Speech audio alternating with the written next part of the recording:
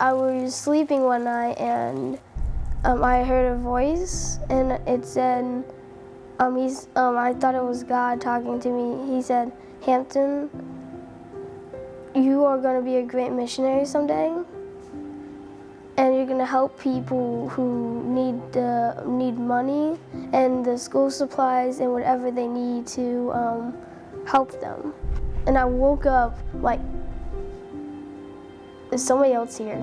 and then I just said, "I just been doing things that help God." We attend Spring Valley Presbyterian Church in Columbia, South Carolina, and our church is actively involved with helping to raise money for Thornwell and supporting their mission. Miss Elizabeth works for Thornwell, works in our offices too. Every year our church does a drive also to raise money for Thornwell. We've always tried to make our children very aware that not everybody is as privileged as you to be able to have your mom and dad in the house with you at all times. That there are different times in life where children and families struggle and they need more help.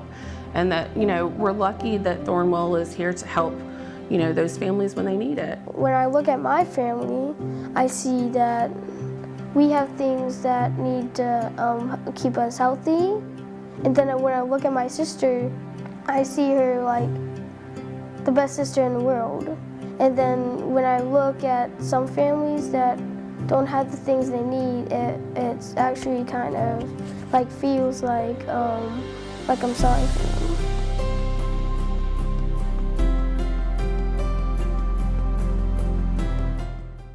Hampton came to me and evidently had already been talking to his parents. And he was like, Mom, I want to donate some of my money. And I said, "Oh, okay, buddy. Well, who do you want to donate it to?" "I want to donate it to kids who need it." And that was just how he came about it. It was very simple to him. He wanted to donate some of his money and he wanted it to go to kids who needed it. He said, "Mimi, I want to get money out of my savings account." And he said, "I want to give it to the poor."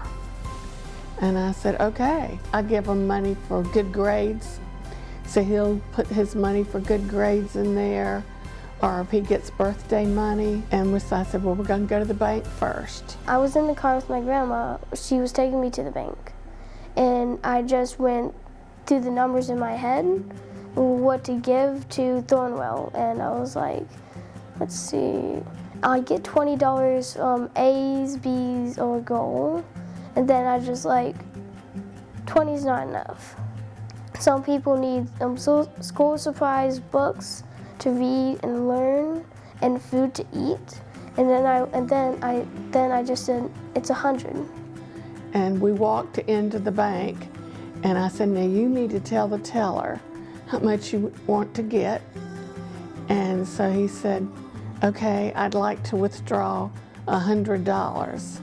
And that surprised me. I mean, he's 10 years old and he chose $100. $100 is a lot of money for a kid who's 10. Because most of the time he likes to get his Legos. That's a lot of Legos. He got the money from the account in an envelope, and I said, "Well, what do you want to do now?" And he says, "Well, I want to give it to the poor." And I said, "Okay." So we talked about Miss Elizabeth. And I said, "Well, let me call Miss Elizabeth and see if we can stop by."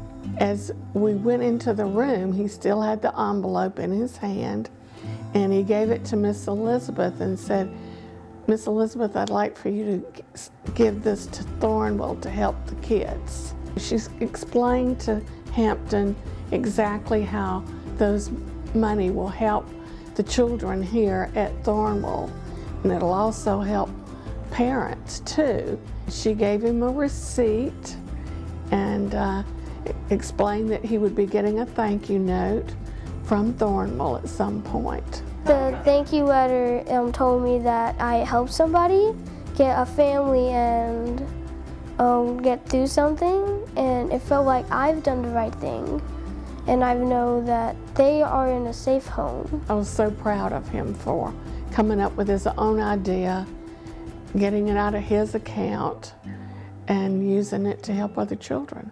Oh, it is wonderful. I mean, it really makes you want to cry because he's 10 years old, right? And he could have said a lot of other things. Hey, let's go to Target. I want some Legos or Pokemon card or a new soccer ball or something, you know, anything else. But he came here and he said, I got this money. I have saved this money and I want to do this. And it's just like so overwhelmingly joyful to hear that come from my 10-year-old. What things have changed at Thornwell for like 100 years. It seems like this is the most long-lasting place, and like 100 years is like a long time. Like no other place can hold that long, but you guys take care of the place? Son, what do you have there? Reverend, this is to build your orphanage. I got off the phone and then I told Hampton. He was like, another 10-year-old boy? I was like, yes. I was like, that's why this is so cool. And Willie is looking down right now and saying, this 10-year-old boy is really carrying on Thornwell in the future to help kids. Children are helping other children just because that's just what they want to do. Like, it's just normal place for them. God has sent me here to help Thornwell, helping kids get supplies like food and a Bible so they can learn about God and His great thing He did for the world and love one another the way that God loves us.